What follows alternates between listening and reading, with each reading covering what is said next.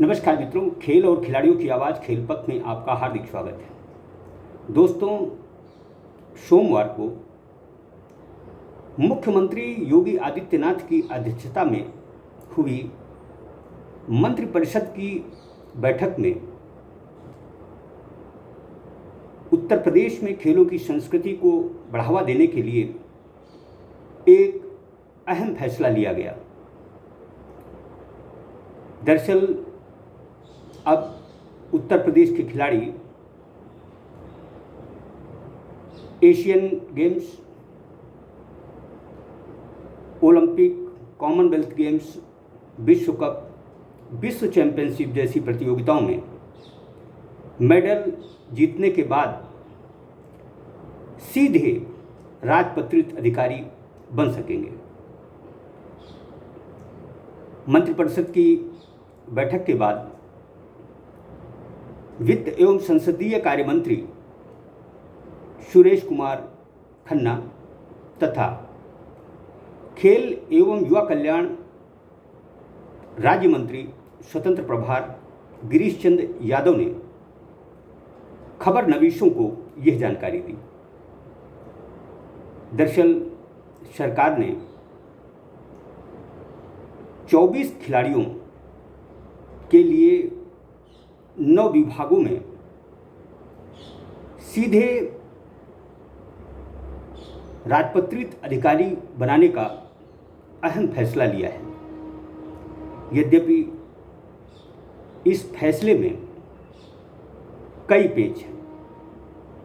मसलन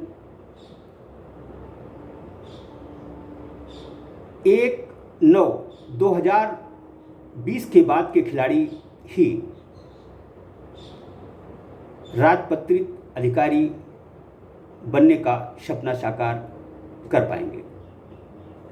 दरअसल देखा जाए तो 1/9/2020 के बाद अंतर्राष्ट्रीय स्तर पर 2021 में टोक्यो में सिर्फ ओलंपिक और पैरालंपिक खेल हुए हैं। इन प्रतियोगिताओं के अलावा एशियन गेम्स, कॉमनवेल्थ गेम्स, इनका आयोजन होना है।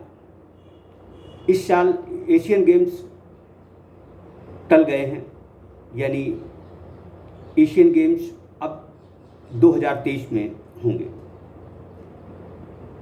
दरअसल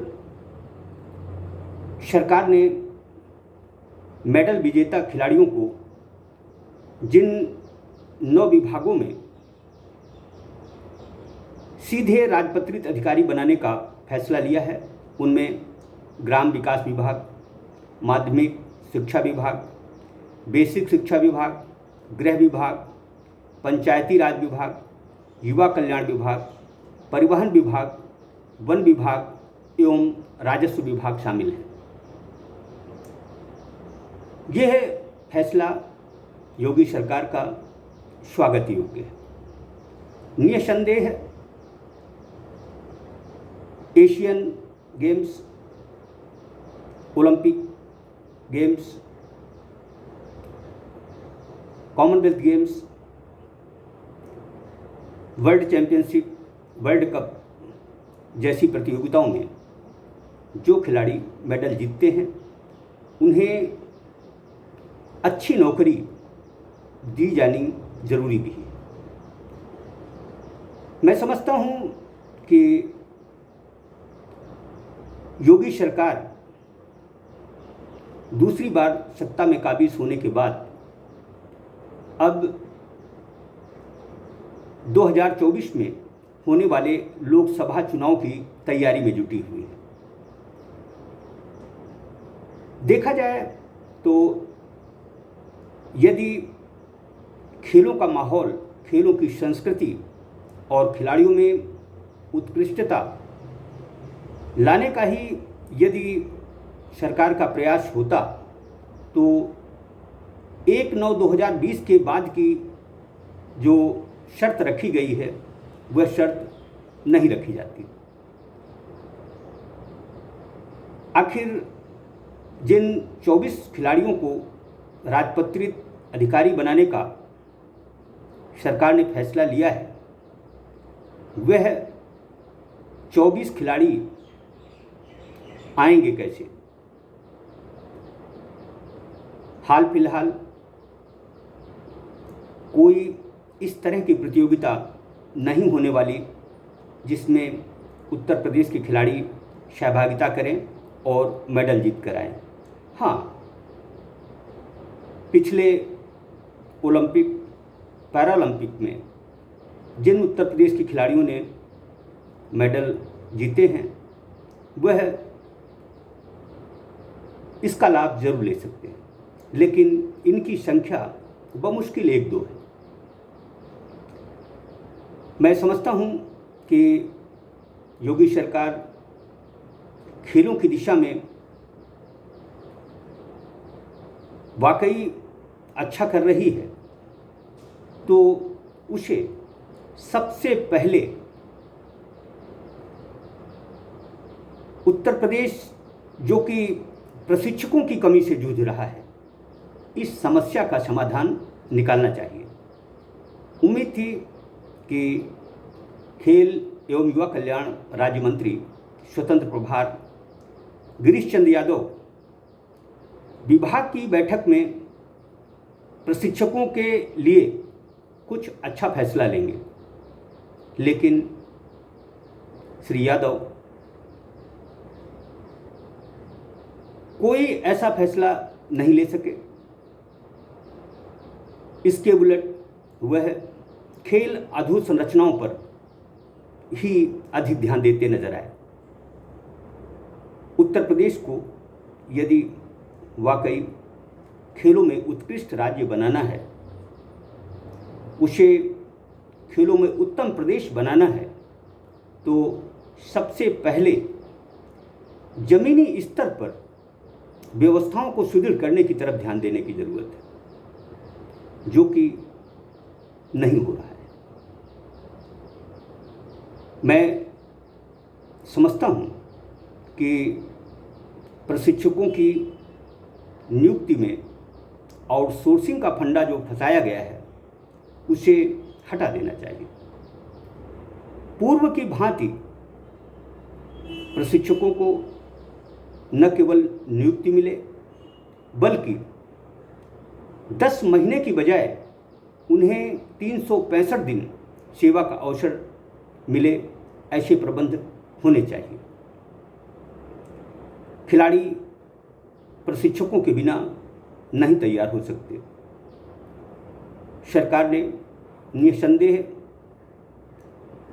खिलाड़ियों को राजपत्रित अधिकारी बनाने का जो फैसला लिया है, वह स्वागत योग्य है, लेकिन जिन खिलाड़ियों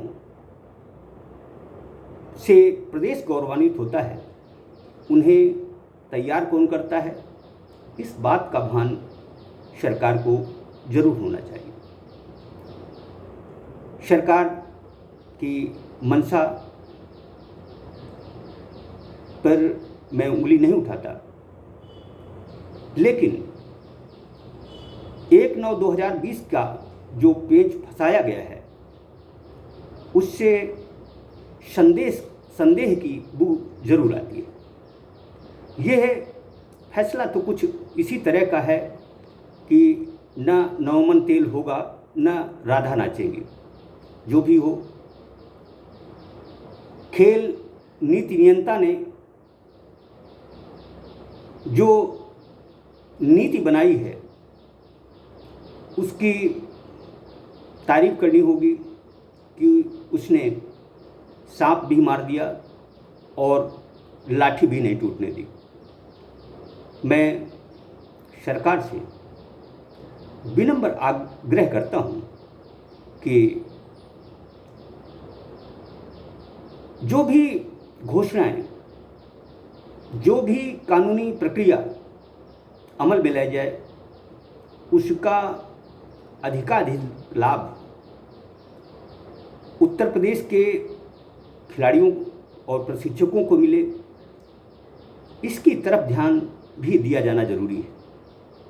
दरअसल सरकार ने मेडल विजेता खिलाड़ियों को राजपत्रित अधिकारी बनाने का जो फैसला लिया है, उसमें ये समझने और सोचने की ज़रूरत है कि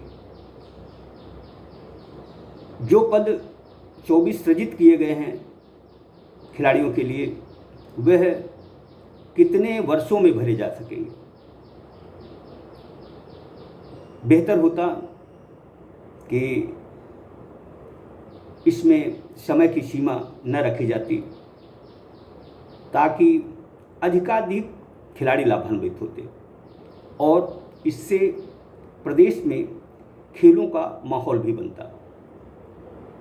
24 पदों में यदि सरकार 1-2 पद भर भी देती है खिलाड़ियों से, तो इससे क्या खेलों का माहौल बेहतर बन पाएगा, ये समझने की बात है। जो भी हो, मैं खेलपत की तरफ से योगी सरकार को साधुवाद देता हूँ कि देर से ही सही उन्होंने खेल हित में एक बेहतरीन निर्णय लिया है।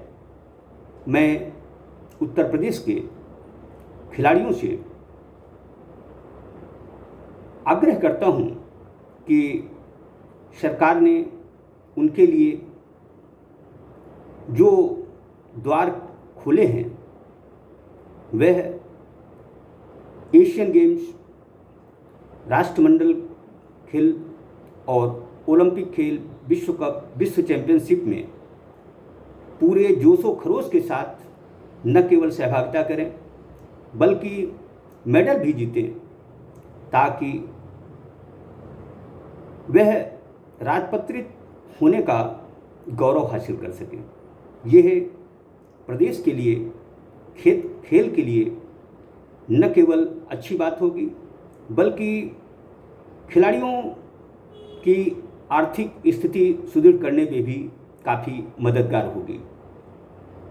मैं चलते चलते योगी जी से